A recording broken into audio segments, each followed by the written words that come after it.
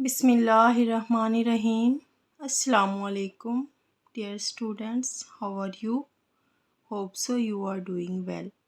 Students, welcome to your chemistry class. जैसा कि आप लोग जानते हैं कि हम लोग केमिस्ट्री का फर्स्ट चैप्टर डिस्कस कर रहे हैं। तो आज का जो हमारा टॉपिक है that is states of matter. हमारे चैप्टर का नेम भी यही है, states of matter and phase changes. तो स्टेट्स ऑफ मैटर क्या होती हैं, क्या मतलब है इसका स्टेट्स ऑफ मैटर का। स्टेट्स ऑफ मैटर, लेकिन इससे पहले हमें पता होना चाहिए व्हाट इज़ मैटर।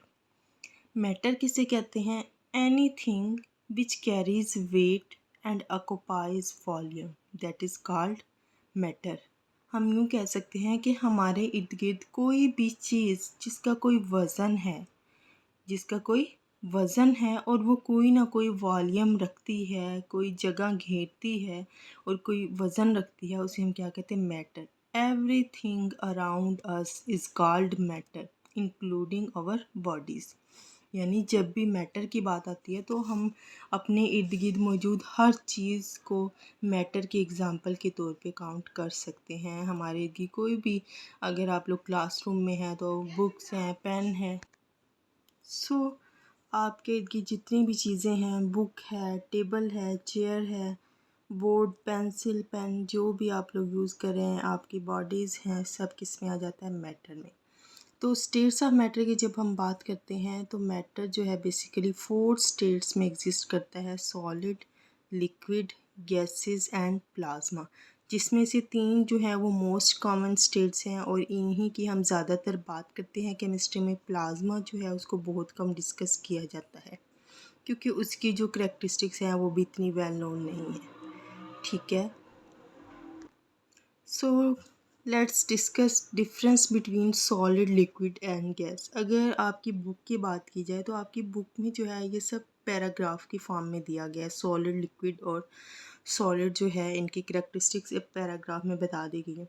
तो इसके लिए बेहतर ये है कि आप लोग पॉइंट्स बना लें, क्योंकि ये जो क्वेश्चन है इसमें डिफरेंस ही पूछा जाता है। अगर डिफरेंस नहीं भी पूछा जाता तो कुछ करैक्टरिस्टिक्स पूछ ली जाती हैं। लॉन्ग में पूछेंगे तो 5 करैक्टरिस्टिक्स आप लोग राइट कर सकते हैं, और अगर शार्ट में पूछे तो आप 2 करैक्टरिस्टिक्स राइट कर सकते हैं, किसी की भी पूछें तो। और अगर डिफरेंस आ जाता है तो आप डिफरेंस भी कर सकते हैं। तो इस तरह से मैंने एक टेबल में इनकी करैक्टरिस्टिक्स राइट कर दी हैं ताकि आप इस क्वेश्चन को हर तरह से अटैम्प्ट कर सकें। तो सबसे पहली जो करैक्टरिस्टिक्स है या सबसे पहला जो डिफरेंस का पॉइंट ऑफ व्यू है उसमें गैस में अगर हम देखें तो गैस के जो मॉलिक्यूल्स होते हैं वो widely apart from each other, यानी एक दूसरे से बहुत दूर दूर होते हैं। जबकि लिक्विड में गैस के मॉलिक्यूल्स क्लोजली अटैच होते हैं, एक दूसरे के करीब होते हैं।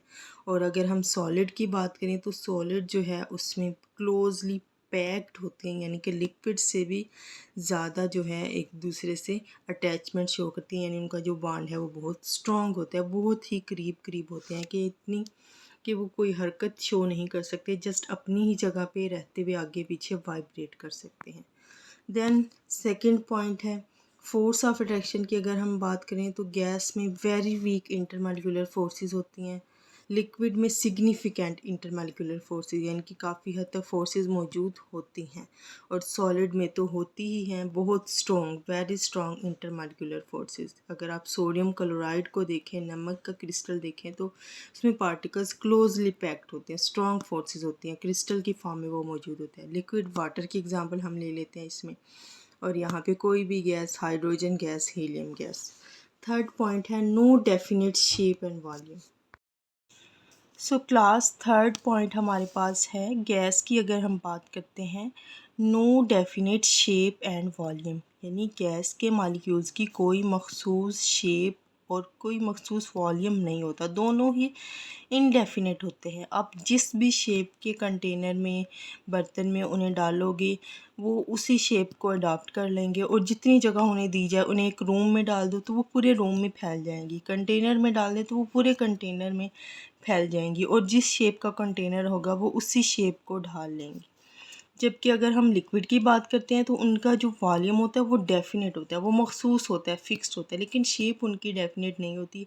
पानी को अगर हम देखें, अगर हम ग्लास में डालें तो वो ग्लास की शेप में आ जाता है, अगर हम जग में डालें तो वो जग की शेप अडॉप्ट कर लेता है। जिस भी शेप के हम कंटेनर में उसे डालते हैं लिक्विड के मॉलिक्यूल्स को, वो वही शेप अडॉप्ट कर लेते हैं, लेकिन जो वॉल्यूम उनका होता है वो मखसूस रहता है, वो चेंज नहीं होता। ये नहीं है कि वो पूरी जगह ऑक्यूपाई कर लेंगे, जितना होगा उनका वॉल्यूम वो उतनी ही जगह पे रहेंगे। सॉलिड की अगर हम बात करें तो उनका जो वॉल्यूम है वो भी फिक्स होता है, डेफिनेट होता है, और उनकी जो शेप है वो भी मखसूस होती है। ठीक है, दैन हम बात कर लेते हैं कंप्रेसिबिलिटी की। गैस के मॉलिक्यूल्स इजीली कंप्रेसिबल होते हैं क्योंकि उनका वॉल्यूम बहुत ज़्यादा होता है, तो हम उन्हें आसानी से दबा सकते हैं, कंप्रेस कर सकते हैं। मॉलिक्यूल्स क्योंकि उनके दूर दूर होते हैं तो ये भी रीज़न है कि उनको कंप्रेस कर सकते हैं। यहाँ पे क्वेश्चन भी राइज हो जाता है कि why gases are easily compressible, आसानी से हम कंप्रेस क्यों कर सकते हैं? Because their molecules are widely apart from each other, they have weak intermolecular forces, so they can be compressed easily. ठीक है, देन लिक्विड वो इजीली कंप्रेसिबल नहीं होते, और सॉलिड में तो कंप्रेसिबिलिटी पॉसिबल ही नहीं है क्योंकि they are rigid. Okay, then हम डेंसिटीज़ की बात कर लेते हैं। गैस की डेंसिटीज़ बहुत कम होती हैं। एक चीज़ आपने याद रखनी है कि वॉल्यूम और डेंसिटी जो है वो इन्वर्सली रिलेटेड होते हैं। यहाँ पे भी एमसीक्यूज़ राइज हो गया, एमसीक्यूज़ बन सकता है, शॉर्ट क्वेश्चन बन सकता है कि गैसेस की जो डेंसिटीज़ हैं वो लो क्यों होती हैं। अगर ये क्वेश्चन बनता है तो आप इसका आंसर करेंगे कि उनका जो वॉल्यूम है वो ज़्यादा होता है, और जब भी वॉल्यूम ज़्यादा हो तो डेंसिटी कम होगी क्योंकि इनका इन्वर्स रिलेशन होता है। और वॉल्यूम क्यों ज़्यादा होता है उसकी रीज़न ऊपर हमने अभी बताई है कि molecules widely apart from each other होते हैं, इंटरमॉलिक्यूलर फोर्सेस जो हैं वो बहुत वीक होती हैं, तो ये सारे रीज़न आ जाते हैं। दैन लिक्विड्स की बात करें तो उनकी डेंसिटीज़ हायर होती हैं दैन गैसेस। ये भी क्वेश्चन बन सकता है why liquids have higher densities than gases. तो वही रीज़न आ जाती है क्योंकि इनका वॉल्यूम जो है गैसेस के मुकाबले में ज़्यादा होता है, सो उनकी डेंसिटीज़ जो है यानी जो गैसेस हैं उनका वॉल्यूम जो है वो ज़्यादा होता है, तो डेंसिटीज़ उनकी कम होंगी।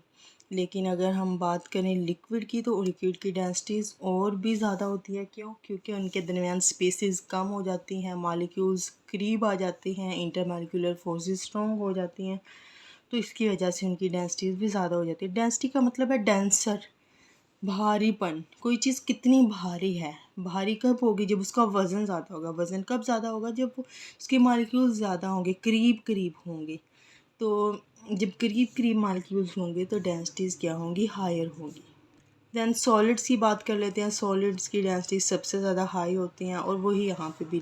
तो यहाँ पे छोटे छोटे क्वेश्चंस या एमसीक्यूज़ बन सकते हैं, मैंने आपको बता दिए हैं। फिर भी अगर आप लोगों को कोई प्रॉब्लम हो तो आप लोग मुझसे पूछ सकते हैं। तो इसी तरह से आप लोगों ने डिफरेंस के फॉर्म में आपने ये पैराग्राफ जो है जो आपकी बुक में दिया हुआ है ये लर्न कर लेना है। तो अपनी नोटबुक पे आप लोग राइट कर लेंगे तो आपके लिए ईजी हो जाएगा। अगर कोई क्वेश्चन हो तो आप लोग पूछ सकते हैं। ओके जी, अल्लाह हाफिज़।